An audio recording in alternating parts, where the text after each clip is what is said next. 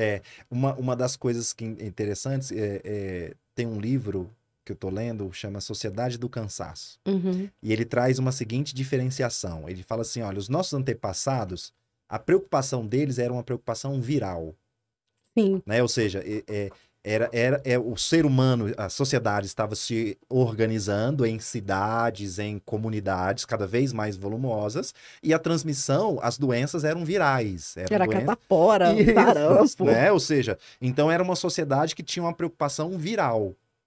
Então, não é que não existia as questões emocionais, não é que não havia Sim. o processo emocional, a tristeza, a solidão, medo, angústia. Muitos, inclusive muitas nomenclaturas estão surgindo agora, mas não quer dizer que o adoecimento surgiu agora. Na Uhum. verdade, sempre existiu, só que pelo conhecimento. Então, ele fala assim, os nossos avós estavam preocupados com outras questões. Né? Eu gosto sempre de trazer essa ideia de que, por exemplo, os meus avós, né? A geração dos meus avós, bisavós, estavam reconstruindo o mundo pós guerras mundiais, guerras frias, e a própria construção do mundo. Por exemplo, provavelmente o meu bisavô estava com um machado abrindo floresta. Uhum. O meu avô estava com a enxada preparando estrada. Meu pai estava com a enxada e a pá de pedreiro construindo casa. Sim. Então, a demanda social, cultural da época não é que escondia, mas tinha outras preocupações, né? E pouco conhecimento que hoje não. Antigamente era muito construção, né? Construção Era a construção de uma cidade, era a construção de uma física, casa, né? a construção física. Hoje nós vemos uma construção mental. Mental. A nossa ferramenta hoje chama-se mente. Mente. Mente. Não é mais braçal. Não é braçal. Hoje nós percebemos que quais são as maiores profissões dentro de... Hoje, olhando assim por esse viés, né?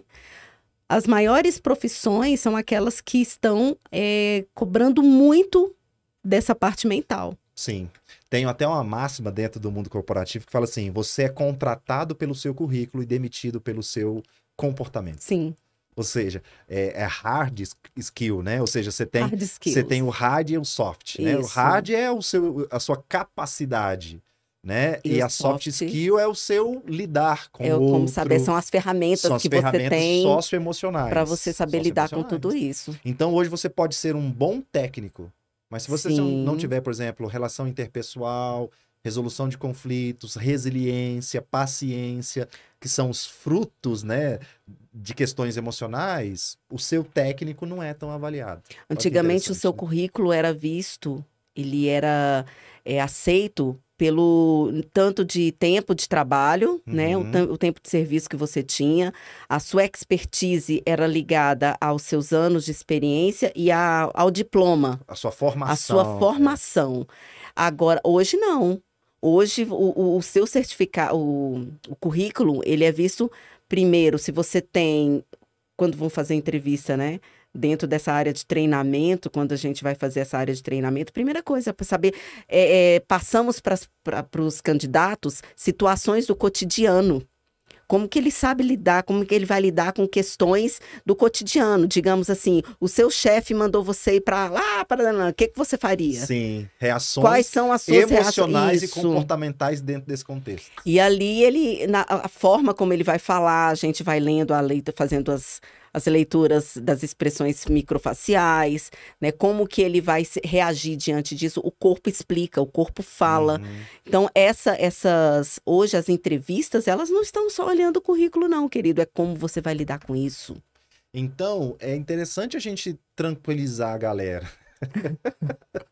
Né? Não é que o seu avô, o seu pai, que talvez seja mais idoso, não é que ele não tenha emoção. Sim. É que no contexto deles... A construção era outra. Era outra, a exigência era outra, o acesso era outro, o estudo era outro, né? A ciência estava voltada para outras questões. E hoje, mais uma vez, por isso que quebra o tabu. Não tem como, cara. Não tem como. Isso, assim, é quase que digamos, uma obrigação. É quase que uma utopia acreditar que nós viveremos bem nesse contexto sem cuidar da saúde emocional. Com certeza.